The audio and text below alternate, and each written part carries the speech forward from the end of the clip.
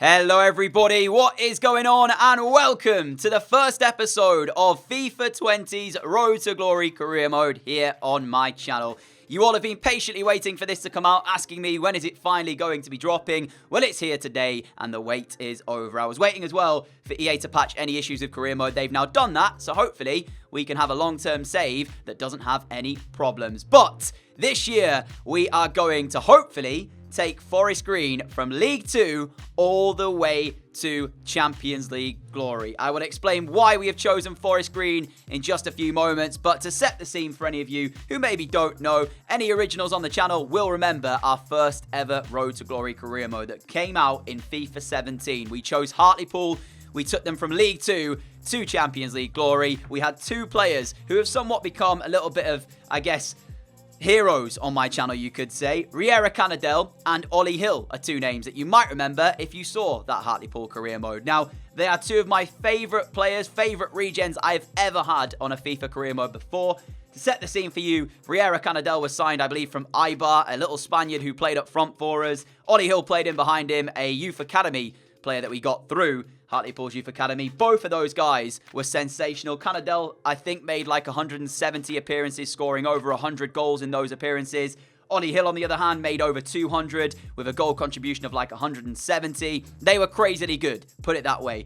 But since then, we've done another two Road to Glories on my channel. We went with Crewe Alexandra in FIFA 18, and then we had Grimsby Town for FIFA 19, and we're yet to find two players of a similar caliber who have made that much of an impact on me. So I guess this year is all about trying to find the next Riera Canadell, the next Ollie Hill. It's going to be incredibly difficult to do that because they were two players who just were unbelievable for me. But if I can even get close to one of those guys, it's a series that I will thoroughly enjoy. I enjoy the Road to Glories anyway, but we've not had a hero in the last two ones that we did. You know, Crewe, we didn't have a hero there. I guess George Evans was the biggest regen to come out of that series. He was probably the most memorable one from that one. And from Grimsby, you could say McNeil probably was the regen that we had. But we've not had two players of Ollie Hill and Riera Canadell's quality in the last two Road to Glories that we've done. But we did manage to get success with every single Road to Glory save that we have done on the channel. And hopefully Forest Green will be no different. As I'm showing you what we're doing here on screen, we have got a live game coming up for you later on as well,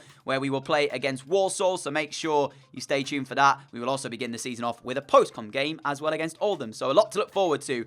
But my plan of action for Forest Green was to come in, was to get a really good scout from the first season and try and pick up some really good young players coming through. As you know, with dynamic potential this year, we could even turn some players that don't have the best potential into probably decent enough players to play for us. So this first season, I didn't really have a plan of bringing in anybody for like transfer funds or on loan or anything like that. The majority of the squad was going to stay at Forest Green. I wasn't going to make too many drastic changes. I do sign two free agents. This guy first, Wonderson Mitov, who is a 17-year-old, 6'7" Bulgarian goalkeeper. Starts at the rating of 44, but I thought it'd be quite funny to get him in and trade him and see how well we could do. And the second guy is called Gaber. He's a right back, a 68 rated right back that should be good for us in this first season. But why Forest Green? Well, Forest Green are a side in League 2 with one of the lowest populated areas in the entirety of the Football League. The team are based in a small town called Nailsworth, which I think is in Gloucestershire. I could be wrong, but I think it is. And the population is just under 6,000 people. So I thought, firstly, how cool would it be to bring Champions League nights to the small town of Nailsworth with 6,000 people being able to experience that?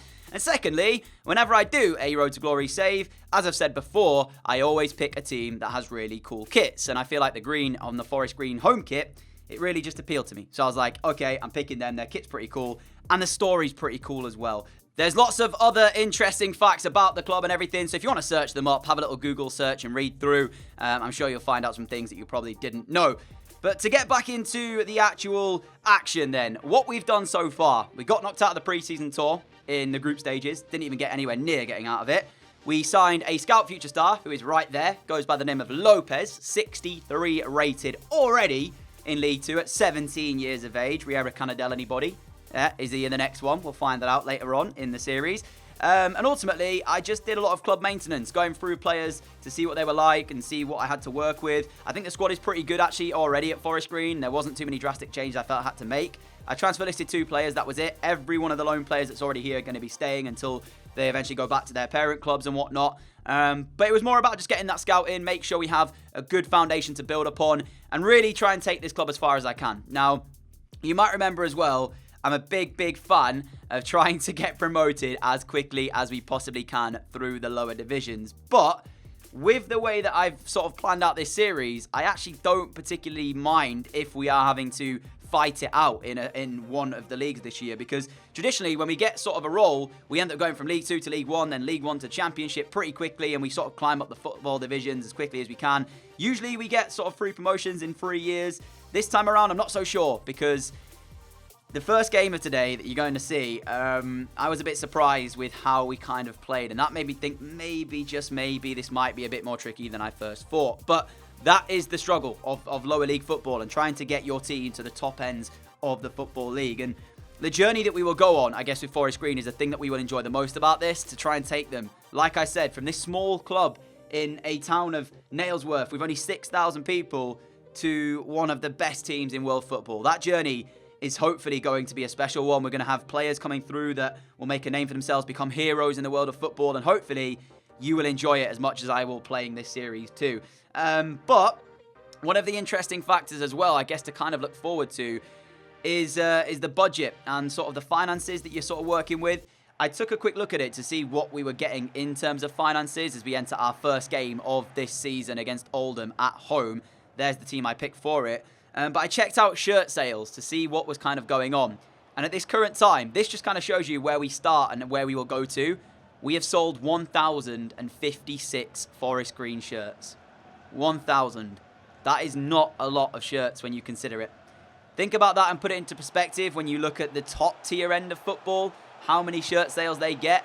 We have sold 1,000. That is where we are starting. So what a journey we could go on. But anyways, into the action then for the first game of this series. I decided to play it as post-com, but like I mentioned, we've got Walsall coming up straight after this as a live game.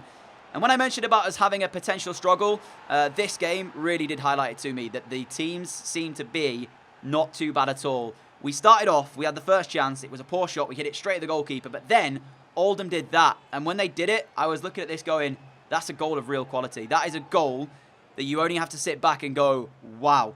You know, for a League 2 club to score something like that and that guy there to keep his composure like he did, he actually doesn't get credit with the goal because it goes down as an own goal. But our keeper comes out and he chips him, and he made it look so easy. So out of that one, I was genuinely sat there going, oh my goodness me, that's a fantastic goal. And then Williams had a chance with 35 minutes to play to get us back on level terms, and the keeper made a great save. And after that game, we'd lost it by 1-0, and I was sort of scratching my head going, I'm not really sure what to make of that, because usually when I start these series off, I come into it, we start dominating, and I'm thinking, yeah, we're going to get promoted, we're going to do this, we're going to do that. But to go into it and kind of fall to 1-0 defeat and actually be outplayed because they were the better team in the game was a little bit of an eye-opener. But nevertheless, let's take on Walsall.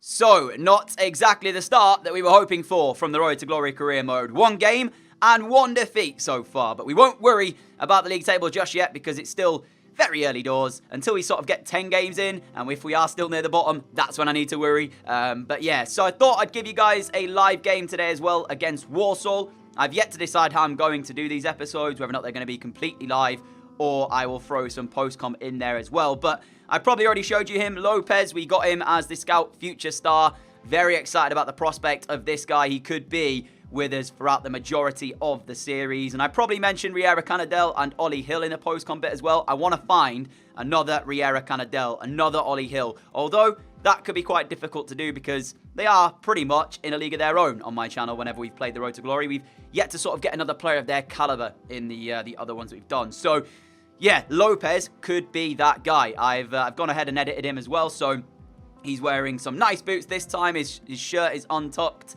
and all of that stuff. But let's head into our game then against Walsall and see if we can pick up the first points of the season. Following on from that disappointing defeat to Oldham, which I can have no complaints about because we were the worst side, they definitely were the better team. This could be quite a tricky season. So yeah, I'm looking forward to grinding it out and seeing what we can do. I've also given as well, I believe, I've given Lopez the number 7 shirt. So, yeah, just for anybody wondering, he was wearing number 16 in the earlier game of today, but he's now wearing the number 7 shirt. Walsall away. Let's see what we can do. Here is Winchester on the ball for us. He finds Williams. Williams through off towards Lopez, who's in behind then for the first Forest Green goal of the series, and he can't find it. Straight at the goalkeeper. Big chance here for Lopez as well to grab his first goal for the club. But you can see he hit it, and it was kind of going towards the goalkeeper instead of away. Not the best finish in the world, but it's a positive sign for us to get in behind. We've now got a corner ball ourselves. Winchester with it in towards the box. Adams tries to attack it. It's punched away by their goalkeeper and helped on its way as well now, as Walsall will look for a counter-attack, but we should be able to defend it, and we do. Here is Lopez again, looking to make things happen. Great move. Finds the ball through towards Williams, and surely no! How has that not gone in then? Rose with a save, but Williams hit it straight at him. Lopez looking lively in the early stages. Oh, he's got to go to the side. Either side of the goalkeeper, and that's 1-0 Forest Green. Mondale's ball down the line, and Mills will chase it. There's the delivery in. There's the header off the crossbar. Honestly, how are we not leading? 20 minutes in, now Williams hits the crossbar. Here is Adams on the ball, finding Taylor. Taylor off towards Winchester inside the penalty area. This time, it is golden for Forest Green. The way we've started the game, it's been coming. And Winchester scores the opening goal of the series. And he runs to celebrate in front of the Forest Green fans who are going nuts there away from home. There's a small section of them. I'm glad as well we got to score in front of them. Winchester, what a finish that is, in towards the bottom corner. That's how it's done. Williams and Lopez, that's how you finish it off. What a finish by Winchester. 1-0 Forest Green, our first goal of the series as well. Here is Holden for Walsall, back towards Norman. Norman inside towards Guthrie. Now Kinsella lets it go to Laverley. Brilliant move! And Kinsella's effort is saved by Thomas. Walsall's first opportunity of the game, and it was crafted really well as well. Here is Kinsella, back towards the edge of the area. Laverley's in. Great block in the box by McGinley. And it's headed away by Mills as we enter towards the first half of football here. Winchester with possession. He's got the run from Williams. Offside flag just goes up. How close was this, though? I need to see it again. I probably should have played it a bit sooner. I bet it's close, though, isn't it? Oh, it's not as close as I thought it was. But what a block in our box from McGinley it was to deny, again, Walsall the opportunity of an equaliser. And with a minute to play until half-time, that is going to be it, unless Walsall can craft the chance here. Delivery's not great. Adams heads it away. 10 seconds to play, referee. That's the end of the first half. We are leading at the break. In the first time in the series, we are in front by a goal to nil. Lavery for Walsall looks to go towards that red. No! That is never a penalty kick. Are you joking? I didn't even press tackle. How are you giving that as a penalty kick? VAR.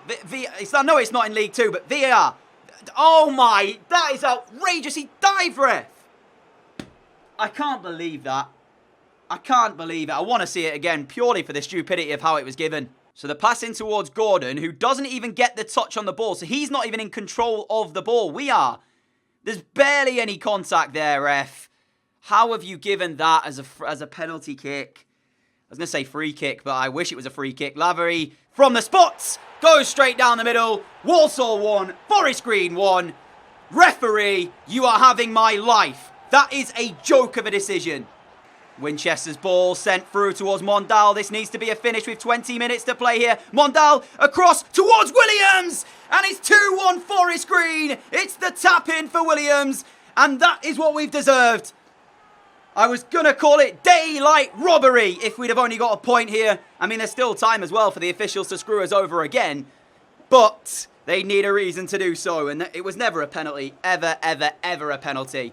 However, we've shown great heart and determination to get back in front here. Mondale lays it across, and there's George Williams with his first goal of the season to make it Forest Green 2, Walsall 1.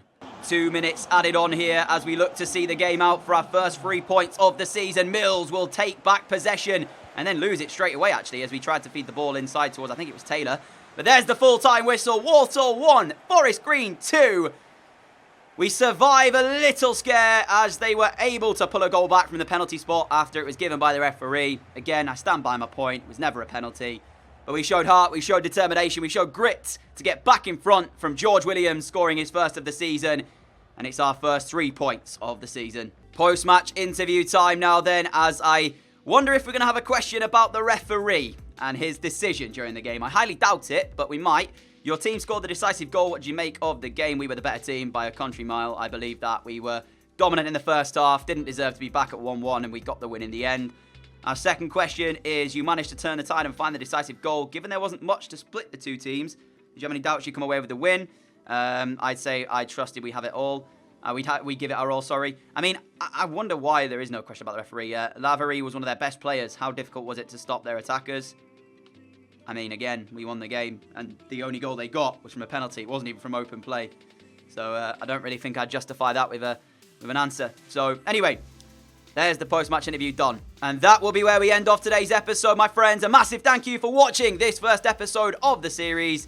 If you have enjoyed it, a like would be greatly appreciated. As always, a massive thank you for all of your support on the channel as well. I will show you the league table before we go, as that victory now climbs us, I believe, into sort of mid-table area. Yes, it does, 13th place, but 2 wins from 2 for Newport, Swindon and Colchester seem to be the teams to beat at this early stage. Of course, like I said, until we're 10 games in, we don't really have to worry about too much. We are playing in, I believe, the first game of the first round, of the Carabao Cup against Salford.